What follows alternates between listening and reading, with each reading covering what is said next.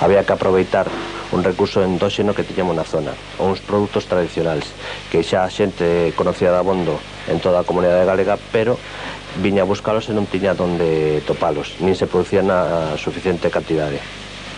O queixo elaborado tradicionalmente na zona e o mel de bosque, que conta tamén con grande zona, son os produtos que de momento comercializa esta cooperativa agrícola.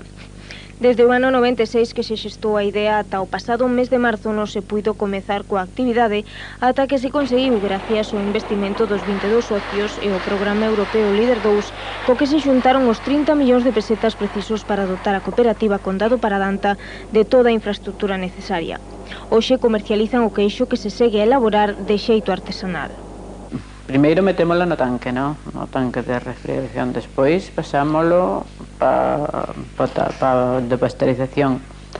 Aí pois conectamos a caldeira para que fai o vapor, para que quente suba a 70 grados. Ao estar a 70 grados mantémola 15 minutos a 70 grados. Despois, así que pasaron os 15 minutos, metemos de agua fría para baixala sobre 28 grados, entonces metémoslle o cuajo. E queda hasta o día seguinte. O día seguinte, pois quitámoslo, baldeámoslo a sacos de suerado que van para aquí.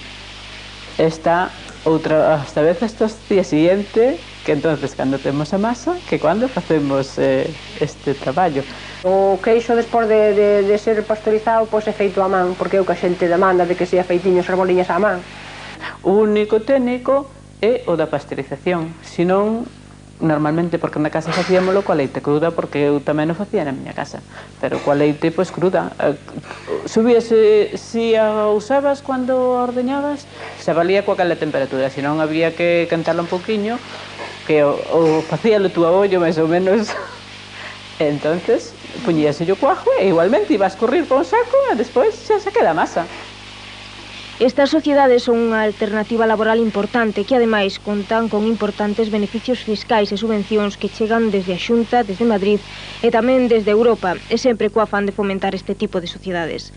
A cooperativa Condado Paradanta conta co asociacionismo doutras cooperativas como Erika Mel, que lle suministra e a que lle comercializan o mel na zona, pero tamén teñen acordos que lles garanten a outra das súas materias primas, o leite. A Cooperativas Lácteas de Galicia, coas que fixemos un convenio intercooperativo para elas teñen leite de abondo para comercializar. Nós precisábamos dese leite.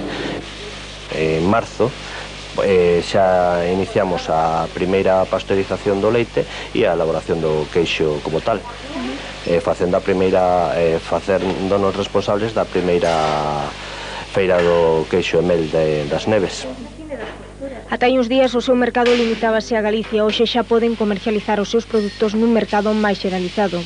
Os seus principais clientes son agora os restaurantes que coa lamprea ofrecen o tradicional postre da zona, o requeixo con mel.